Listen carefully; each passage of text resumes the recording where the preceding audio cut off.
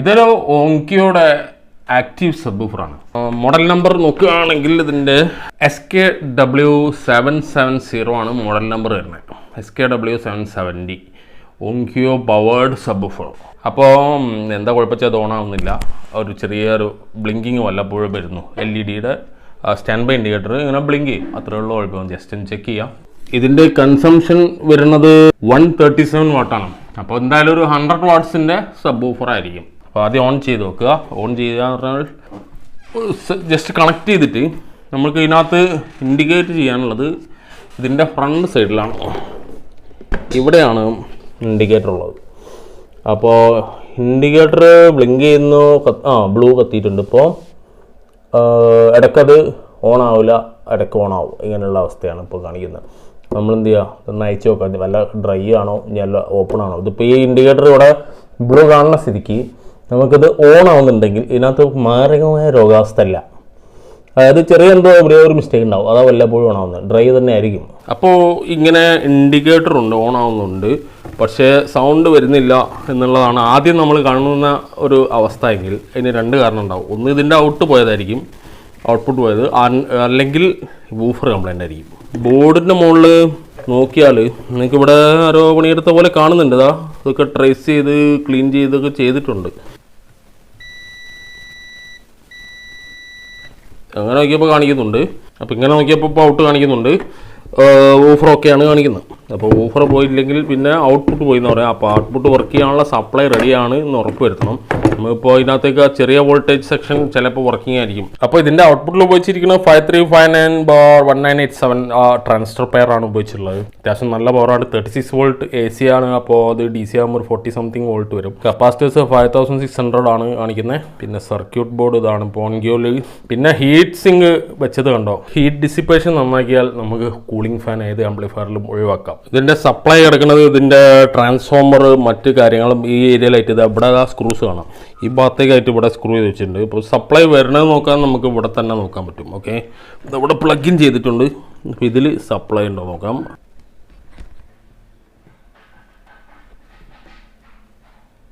അപ്പോൾ 36 വോൾട്ട്, അതായത് പക്ഷെ അത് അത്ര സ്റ്റേബിളായിട്ട് കാണുന്നില്ല. അപ്പോൾ ഞാൻ പ്രതീക്ഷിച്ച പോലെ തന്നെ ഞാനിപ്പോൾ അതിൻ്റെ ഉള്ളിൽ നിന്ന് അതിൻ്റെ സപ്ലൈ ട്രാൻസ്ഫോമർ അയച്ചെടുത്തു. നോക്കിയാൽ ഇത് ആദ്യം അതിൻ്റെ ഉള്ളിൽ ഇത് നമ്മൾ ശരിക്കും കാണുമ്പോൾ ലോഡ് എടുക്കാത്ത അവസ്ഥ കാണുന്നത്, ബ്ലിങ്ക് ചെയ്യുന്ന അവസ്ഥ. നമ്മളിപ്പോൾ കണക്ഷൻ കൊടുക്കുമ്പോൾ അതുവരെ പവർ കാണിക്കും, പിന്നീട് പവർ കാണിക്കില്ല. ഇതിപ്പോൾ അതാ ഇവിടെ ആരോ ഇങ്ങനെ വെച്ചിട്ട് ഇതിന് മുമ്പ് എന്തോ ഒരു സർവീസ് എടുത്തതിൽ ഇതിങ്ങനെ വെച്ചിട്ട് ഇതിവിടെ സൂപ്പറിൽ വെച്ചിട്ട് ഇവിടെ ഒട്ടിച്ചേക്കാണ്. സൂപ്പറിൽ പോലെ എന്തോ വെച്ചിട്ട് നോക്കിയാൽ അതിൻ്റെ ഗമ്മൊക്കെ ഇവിടെ നമുക്ക് ഇവിടെ കാണാം. ഇവിടെയൊക്കെ ഗമ്മിട്ടിട്ട് ഒട്ടിച്ചേക്കാണ്. എന്നിട്ട് ഇത് സോൾഡർ ചെയ്തേക്കാണ്. ബോർഡ് തമ്മിലിങ്ങനെ ഒട്ടിച്ചിട്ട് സോൾഡർ ചെയ്തേക്കാണ്. ഇതുണ്ടോ. ഓക്കെ, അപ്പോൾ അത് എന്ത് ചെയ്യുക, ഇതാണ് ഇപ്പോൾ അതിൽ ലോഡ് എടുക്കാത്തതിനൊരു കാരണം. അപ്പം നമ്മളിപ്പോൾ എന്ത് ചെയ്യാൻ പോവാച്ചാൽ ഇതിവിടെ വെച്ചിട്ട് കറക്റ്റ് കമ്പികൾ വെച്ചിട്ട് നമ്മൾ കോപ്പർ കമ്പി വെച്ചിട്ട് ഇത് തമ്മിൽ ജോയിൻ ചെയ്യണം. കറക്റ്റായി ജോയിൻ ചെയ്ത് സ്ട്രോങ് ആയിട്ട് ഫിക്സ് ചെയ്തതിൻ്റെ ശേഷം വേണം നമുക്കിപ്പോൾ ഇത് രണ്ടാമത് സ്റ്റാർട്ട് ചെയ്ത് നോക്കാൻ, രണ്ടാമത് ചെക്ക് ചെയ്യാൻ. ഇവിടെ വേറെ എന്തോ ഒരു ഹോളൊക്കെ ഉപയോഗിച്ചിട്ട് എന്തോ കാണുന്നുണ്ട്. ഇവിടെയൊക്കെ ഒരു ഹോൾ ഇട്ട് കാണുന്നുണ്ട്. എന്തൊക്കെയാണെന്നുള്ളത് നമുക്ക് കണ്ടാലേ ചെക്ക് ചെയ്താലേ ഇനി മനസ്സിലാവുള്ളൂ. വേറെ കുഴപ്പമൊന്നും ഈ ഏരിയയിലായിട്ട് കാണുന്നില്ല. ഒരു 2 to 3 ആംപിയർ കാണാം അല്ലേ. ഓങ്കിയുടെ തന്നെ ഒറിജിനൽ ട്രാൻസ്ഫോർ ഉണ്ടോ, 2 to 3 ആംപിയർ 2 ആംപിയർ ഒക്കെ ഉണ്ടാവുമായിരിക്കും. ഇതിപ്പോൾ ജോയിൻ ചെയ്യാന്ന് പറഞ്ഞാൽ മനസ്സിലായല്ലോ. ഇങ്ങനെ വരികയാണെങ്കിൽ ഇങ്ങനെ നിർത്തിയതിന് ശേഷം ഇനി സൂപ്പർ ബോർഡ് തമ്മിലിട്ടാലും ഓക്കെ, അത് സമ്മതിക്കാം. പക്ഷേ ഈ ഏരിയകൾ തമ്മിൽ ജസ്റ്റ് ഇങ്ങനെ ലെഡ് ഇട്ടാൽ പോരാ. നമ്മൾ കോപ്പർ വയർ ഉപയോഗിച്ചെങ്കിലും ഇത് കണക്ട് ചെയ്യണം, അല്ലെങ്കിൽ ഇത് സ്ട്രോങ് ആയിട്ട് പിടിക്കില്ല. ലെഡ് പ്രിൻ്റോട് കൂടി പൊളിഞ്ഞു വരും. അപ്പോൾ അത് ഒരു കോപ്പർ വയർ കുറച്ചുകൂടി നീളത്തിലിട്ട് കഴിഞ്ഞാൽ കുറച്ച് സ്ട്രോങ് ആയി നിൽക്കും. അതല്ലെങ്കിൽ അടിയിലൂടെ മറ്റ് ഇതിൻ്റെ അപ്പുറത്തെ സൈഡിലൂടെ സ്ട്രോങ് ആക്കി നിർത്താൻ പറ്റണം. എന്നിട്ട് ഇവിടെ ജസ്റ്റ് ലെഡ് ഇട്ടാലും മതിയാവും. അപ്പോൾ ഈ പൊട്ടിയ ഈ ഏരിയയിൽ അടിയിൽ മറ്റൊരു പീസ് വെച്ചിട്ട് ഞാൻ 2 പോയിന്റിൽ ഇപ്പോൾ ഒട്ടിച്ച് നിർത്തിയിട്ടുണ്ട്. ഈ ഭാഗത്തൂടെ നമ്മൾ കോപ്പർ വയർ ഉപയോഗിച്ച് തന്നെ ജോയിൻ ചെയ്തിട്ടുണ്ട്. ഇനി ഈ 3 പോയിന്റ് കൂടി ജോയിൻ ചെയ്യാനുണ്ട്.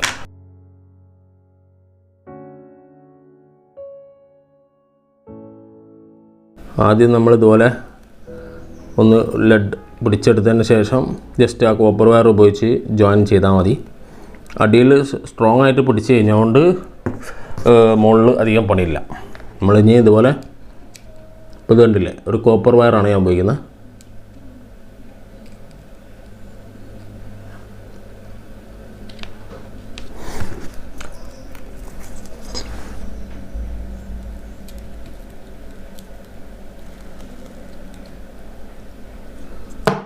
ഓക്കെ.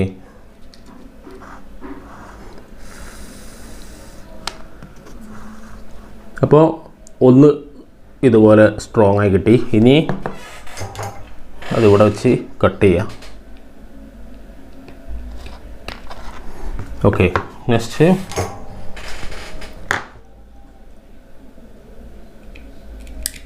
നിങ്ങൾക്കിതുപോലെ വയർ ഉപയോഗിച്ചിട്ട് ഒരു വഴി കണ്ടിട്ടുണ്ട്. അതായത് ഒരു ഓപ്ഷൻ ഉള്ളത്, ഇപ്പോൾ ഈ പ്രിൻ്റ് പൊട്ടി, അപ്പോൾ ഇവിടെ നിന്നൊരു വയർ ഉപയോഗിച്ച് ഇങ്ങനെ നേരിട്ട് ഇവിടേക്ക് ജോയിൻ ചെയ്താൽ മതി. അതും വർക്കിംഗ് ആവും, പക്ഷേ അതൊരു വൃത്തിയിട്ടില്ല. ഇതിപ്പം വൃത്തി എന്നല്ല ഉദ്ദേശിക്കുന്നത്. നമുക്ക് ഇങ്ങനെ ചെയ്യുന്നതും കൂടുതൽ സ്ട്രോങ് ആയിട്ട് ഇത് കിട്ടുന്നത് ഈ രീതിയിലാവുമ്പോഴാണ് എന്നാണ് എൻ്റെ അഭിപ്രായം. അപ്പോൾ ഇങ്ങനെ തന്നെയാണ് ഞാനിത് ചെയ്തുകൊണ്ടിരിക്കുന്നത്.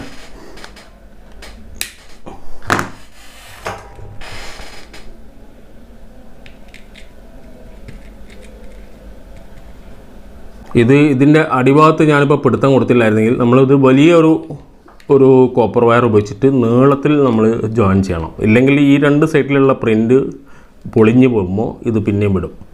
അപ്പോൾ ലോങ് പിടുത്തമാണ്. ഇതിപ്പോൾ അടിയിൽ പിടുത്തം ഉള്ളതുകൊണ്ട് നമുക്ക് ഇവിടെ കണക്ട് ചെയ്താൽ മതിയാവും.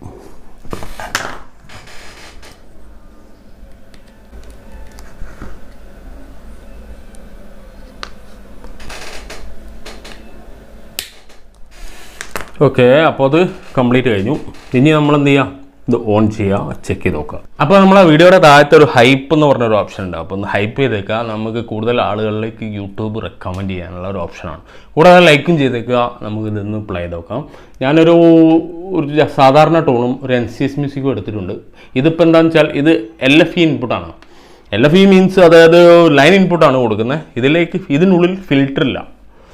ആക്റ്റീവ് സബ് ചിലതിൽ ഫിൽറ്റർ ഉണ്ടാവില്ല, ചിലതിൽ ഫിൽറ്റർ ഇൻക്ലൂഡഡ് ആയിരിക്കും. അപ്പോൾ അതിൽ നമുക്ക് ലെഫ്റ്റ് റൈറ്റ് ഇന്ന ഓപ്ഷൻ ഉണ്ടാവും. അതേപോലെ തന്നെ ഒരു LFE ഇൻപുട്ട് ഉണ്ട്, അല്ലെങ്കിൽ ലൈൻ ഇൻപുട്ടായിട്ട് ഓപ്ഷൻ ഉണ്ടാവും. ഇതിലിപ്പോൾ ഒരു ഓപ്ഷനേ ഉള്ളൂ, ഒരു AVR എന്നുള്ള ഡയറക്റ്റ് LFE ഔട്ട്പുട്ട് ഡയറക്റ്റ് കൊടുക്കാനുള്ള ഓപ്ഷനാണ്. അപ്പോൾ ഇതിലേക്ക് നമ്മൾ കൊടുക്കുന്ന സിഗ്നൽ അതേപോലെ പ്ലേ ആവും. അപ്പോൾ ഞാനിപ്പോൾ കൊടുക്കുന്നത് ഒരു മ്യൂസിക് ആണെങ്കിൽ മ്യൂസിക് അങ്ങനെ കേൾക്കും. സബ് ഊഫറിൻ്റെ എഫക്റ്റ് കിട്ടണമെങ്കിൽ, അതായത് ലോ മാത്രം സബിൻ്റെ എഫക്റ്റ് മാത്രം വരണമെങ്കിൽ ഫിൽറ്റേർഡ് ഔട്ട്പുട്ടാണ് ഇതിലേക്ക് കൊടുക്കേണ്ടത്. രണ്ട് തരത്തിലുള്ള ആണല്ലോ സബ് ഊഫറിൽ.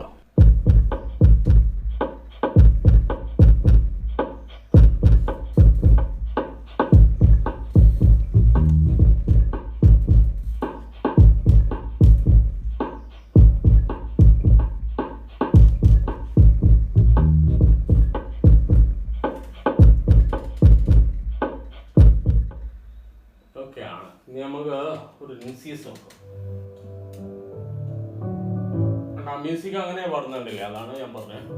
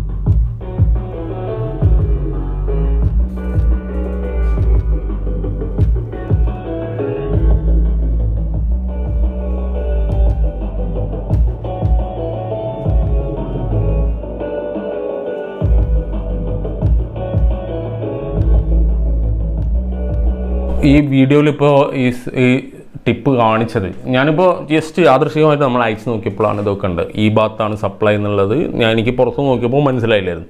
അയച്ച് നോക്കിയപ്പോഴാണ് ഭാഗത്ത് സപ്ലൈ ഉണ്ട്. അപ്പോൾ നിങ്ങൾ എങ്ങനെയാണെന്ന് വെച്ചാൽ നിങ്ങൾ ഫോളോ ചെയ്യേണ്ടത്, നിങ്ങൾ ഫസ്റ്റ് തന്നെ പവർ സപ്ലൈ കറക്റ്റ് വർക്കിംഗ് ആണോ ചെക്ക് ചെയ്യുക. ഏതെങ്കിലും രീതിയിൽ അത് കണ്ടിന്യൂറ്റി ചെക്ക് ചെയ്യുക, കറക്റ്റാണെന്ന് ഉറപ്പുവരുത്തുക.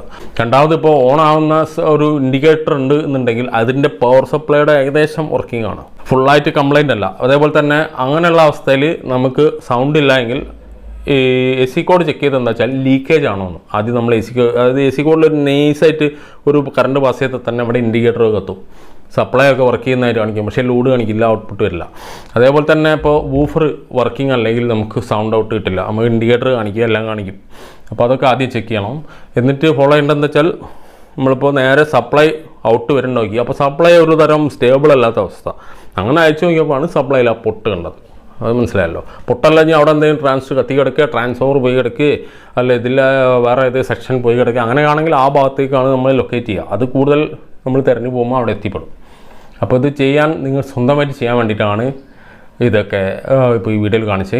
ഞാൻ ഡയറക്റ്റ് സർവീസിങ് ഇല്ല, അസംബ്ലിങ് ഇല്ല. അതായത് അസംബ്ലിങ് മീൻസ് നമ്മൾ സ്പീക്കേഴ്സ് മാത്രമാണ്. ആലിയൻസ് ഓഡിയോസ് എന്നുള്ളത് ശരിക്കും ടാർഗറ്റ് ചെയ്യുന്നത് സ്പീക്കേഴ്സ് ഓൺലിയാണ്.